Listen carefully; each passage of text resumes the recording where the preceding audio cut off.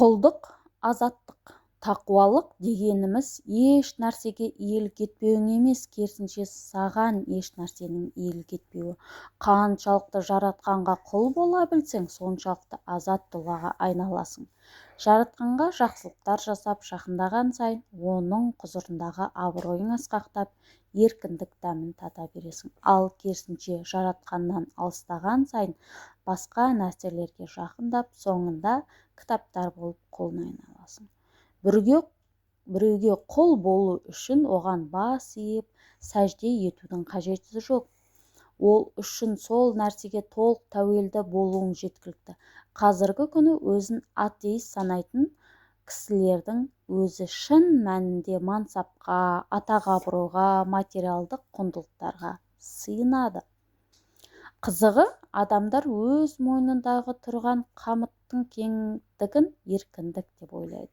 Сол үшін адам өзінің құлдық болмысына қайтқан сайын әзелден бар еркіндік сезімін бөлене береді.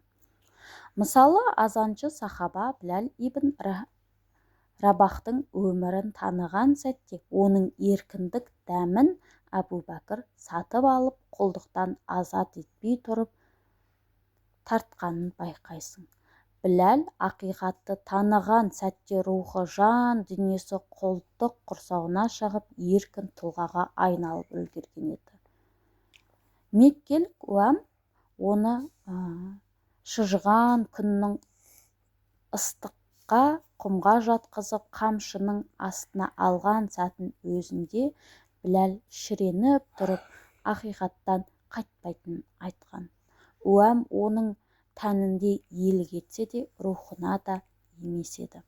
Еркіндік дегеніміз өз рухыңа, өз жан дүниеңе өзіңнің иелік етуің. Жарқыным, рухың мен жан дүниеңе өзіңде бол.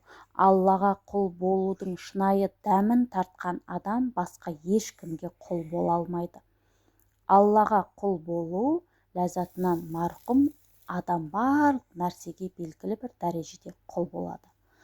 Адам баласы кейде өзінің қалауларының, ақшасының басқа бір адамның қол астына кіруден құтқара алмайды. Өзіне басшы етіп алған оны нәрселерді өмірлерінің төрінен шығарады. Оларды бәрінен артық жақсы көріп, бәрін салып қызмет етеді. Жоғалтып алудан қорқып, оларсыз өмір елестете алмай қалайды. Алайда көбіне бұл байланыстың соңы депрессиямен аяқталып жатады.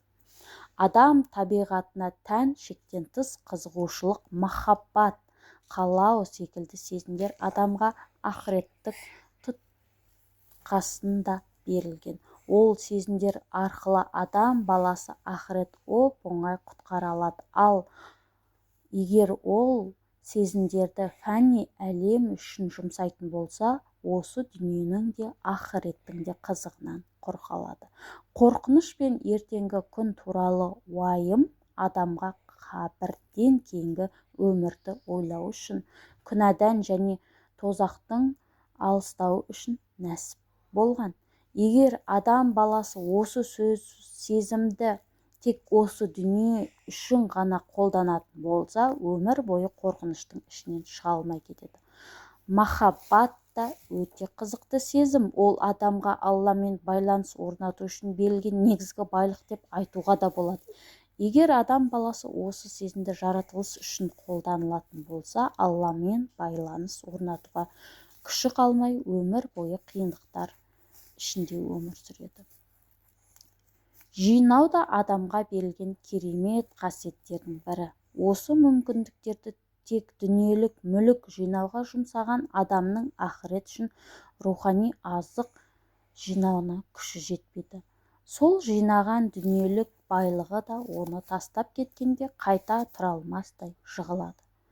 Қырсықтықта қуатты сезім. Бұл негізінде адамға дұрыс жолдан айырылмау үшін берілген. Қырсықтығын ислам негіздері үшін жұмсаған адамға екі дүниенің де бақыты нәсіп болады.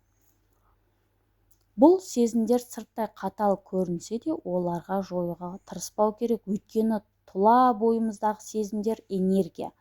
Тек осыларды дұрыс бағытта бағытта бұрып, негізгі